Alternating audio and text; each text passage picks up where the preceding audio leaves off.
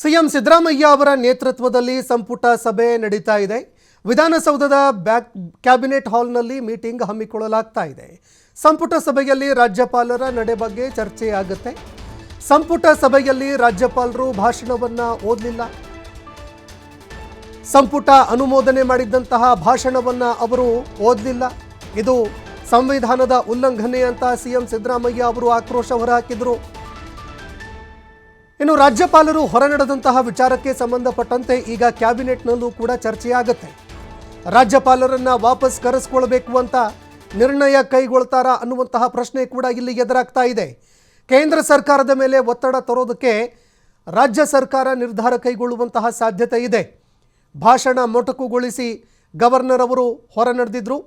ಥಾವರ್ ಚಂದ್ ಗೆಹ್ಲೋಟ್ ಅವರು ಭಾಷಣವನ್ನು ಓದ್ತಾ ಇರಬೇಕಾದ್ರೆ ಜಿ ರಾಮ್ಜಿ ಯೋಜನೆ ಏನಿದೆ ಅಂದರೆ ಮನ್ರೇಗಾ ಯೋಜನೆ ಹೆಸರು ಬದಲಾವಣೆ ಏನು ಮಾಡಲಾಗಿತ್ತು ಆ ವಿಚಾರಕ್ಕೆ ಸಂಬಂಧಪಟ್ಟಂತೆ ಇದ್ದಂತಹ ಪ್ಯಾರಾಗ್ರಾಫ್ ಏನಿತ್ತು ಅದು ಬರ್ತಾ ಇದ್ದಂತೆ ಅವರು ತಮ್ಮ ಭಾಷಣವನ್ನು ಮೊಟಕುಗೊಳಿಸಿದ್ರು. ಅದಾದ ನಂತರ ಗವರ್ನರ್ ಅವರು ಹೊರ ನಡೆದಿದ್ರು. ಇನ್ನು ಈ ಬಗ್ಗೆ ಕಾಂಗ್ರೆಸ್ನ ನಾಯಕರು ಸ್ಥಳದಲ್ಲಿ ಆಕ್ರೋಶ ಕೂಡ ಹೊರಹಾಕಿದ್ರು. ಈ ರೀತಿ ನೀವು ಹೊರ ನಡೆಯೋದಕ್ಕೆ ಸಾಧ್ಯವಿಲ್ಲ.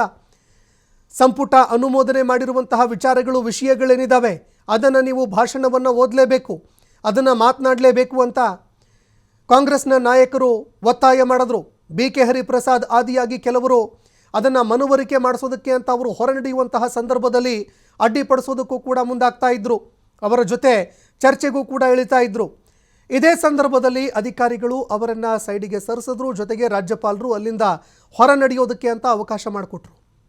ಹೀಗಾಗಿ ಈ ವಿಚಾರಕ್ಕೆ ಸಂಬಂಧಪಟ್ಟಂತೆ ರಾಜ್ಯದ ಸಚಿವರೆಲ್ಲರೂ ಕೂಡ ಆಕ್ರೋಶ ಹೊರಹಾಕ್ತಾ ಇದ್ದಾರೆ. ಸಂಪುಟ ಸಭೆಯಲ್ಲಿ ಏನೆಲ್ಲ ಚರ್ಚೆ ಆಗುತ್ತೆ, ಈ ಬಗ್ಗೆ ಯಾವ ನಿರ್ಣಯ ಕೈಗೊಳ್ತಾರೆ ಅನ್ನುವಂಥದ್ದನ್ನು ಕಾದು ನೋಡಬೇಕಾಗತ್ತೆ.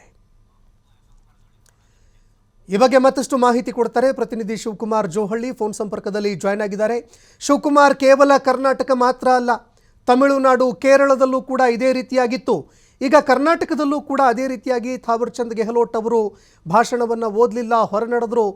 ಆದರೆ ಇದಕ್ಕೆ ಸಂಬಂಧಪಟ್ಟಂತೆ ಸಂಪುಟ ಸಭೆಯಲ್ಲೂ ಕೂಡ ಚರ್ಚೆ ಆಗೋ ಸಾಧ್ಯತೆ ಇದೆ.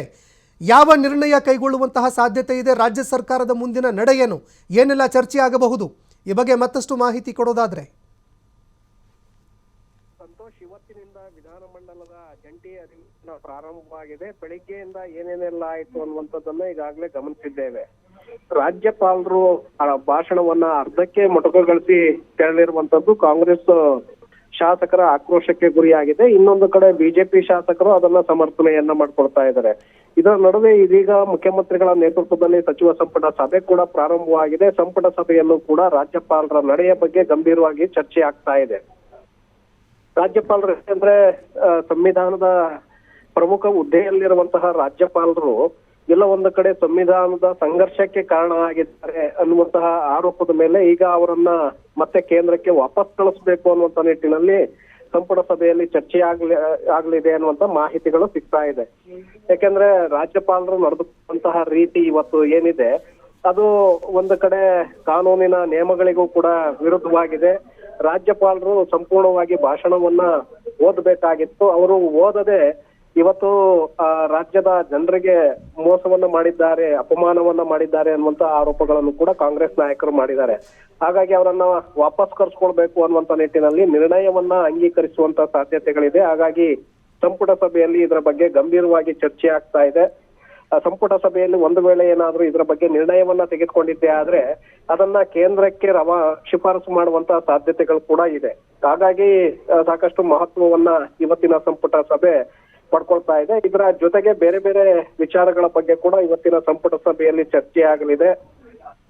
ಒಂದು ಕಡೆ ಕಳೆದ ಸಂಪುಟ ಸಭೆಯಲ್ಲೂ ಕೂಡ ದಲಿತ ಮತ್ತೆ ಹಿಂದುಳಿದ ಮಠಾಧೀಶರುಗಳಿಗೆ ಭೂಮಿಯನ್ನ ಕೊಡಬೇಕು ಅನ್ನುವಂತ ಪ್ರಸ್ತಾಪ ಬಂದಿತ್ತು. ಆದ್ರೆ ಅದನ್ನ ಪೆಂಡಿಂಗ್ ಇಡಲಾಗಿತ್ತು. ಇವತ್ತಿನ ಸಂಪುಟ ಸಭೆಯಲ್ಲಿ ಇದರ ಬಗ್ಗೆ ಚರ್ಚೆ ಆಗಲಿದೆ. ಸುಮಾರು 27 ಹಿಂದುಳಿದ ದಲಿತ ಮಠಗಳಿಗೆ ತುಮಕೂರು ರಸ್ತೆಯಲ್ಲಿ ಇರುವಂತಹ ರಾವತನಹಳ್ಳಿ ಬಳಿ ಭೂಮಿಯನ್ನ ಕೊಡುವ ಸಂಬಂಧ ಸಂಪುಟ ಸಭೆ ಇವತ್ತು ಅಂತಿಮ ನಿರ್ಣಯವನ್ನ ತೆಗೆದುಕೊಳ್ಳುವಂತ ಸಾಧ್ಯತೆಗಳಿದೆ.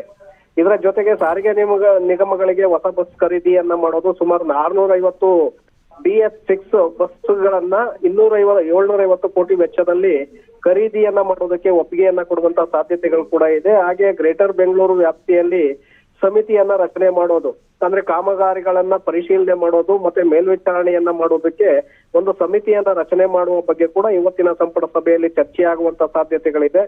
ಅದರ ಜೊತೆಗೆ ಬೆಂಗಳೂರು ಮತ್ತೆ ಕೋಲಾರದ ಏನು ಹಸಿ ತ್ಯಾಜ್ಯವನ್ನ ಸಂಸ್ಕರಣೆ ಮಾಡುವ ಸಲುವಾಗಿ ಗೇಲ್ ಸಂಸ್ಥೆಗೆ ಸುಮಾರು ಕೋಲಾರದ ಅರ್ಬಿ ಕೊತ್ನೂರು ಬಳಿ 9.38 ಎಕರೆ ಜಮೀನನ್ನ ನೀಡುವ ಬಗ್ಗೆ ಕೂಡ ಇವತ್ತಿನ ಸಂಪುಟ ಸಭೆಯಲ್ಲಿ ಒಪ್ಪಿಗೆ ಸಿಗುವಂತ ಸಾಧ್ಯತೆಗಳಿದೆ. ಲೀಸ್ ಆಧಾರದ ಮೇಲೆ ಕೊಡೋದಕ್ಕೆ ತೀರ್ಮಾನ ಆಗಬಹುದು. ಇದರ ಜೊತೆಗೆ ದಲಿತ ಒಳ ಮೀಸಲಾತಿ ಪೆಂಡಿಂಗ್ ಇರೋದ್ರಿಂದ, ಯಾಕಂದ್ರೆ ಈಗ ಸರ್ಕಾರಕ್ಕೆ ರಾಜ್ಯಪಾಲರು ಕಳಿಸಿರೋದ್ರಿಂದ ಈ ಮೀಸಲಾತಿ ಬಡ್ತಿಯನ್ನ ಕೊಡೋದ್ರಲ್ಲಿ ಮತ್ತೆ ನೇಮಕಾತಿಯಲ್ಲಿ ಈಗ ಸಾಕಷ್ಟು ಗೊಂದಲಗಳಾಗ್ತಾ ಇದೆ. ಹಾಗಾಗಿ ಪ್ರವರ್ಗಗಳ 5 ವರ್ಷ ವಯೋಮಿತಿ ಸಡಿಲಿಕೆಯನ್ನ ಮಾಡೋದ್ರ ಬಗ್ಗೆ ಇವತ್ತಿನ ಸಂಪುಟ ಸಭೆಯಲ್ಲಿ ಚರ್ಚೆ ಆಗುವಂತ ಸಾಧ್ಯತೆಗಳಿದೆ. ಹಾಗಾಗಿ ಇವತ್ತು ಸಂಪುಟ ಸಭೆ ಸಾಕಷ್ಟು ಮಹತ್ವವನ್ನು ಪಡ್ಕೊಳ್ತಾ ಇದೆ. ಸಂತೋಷ್, ಧನ್ಯವಾದಗಳು ಶಿವಕುಮಾರ್ ನಿಮ್ಮೆಲ್ಲ ಮಾಹಿತಿಗೆ.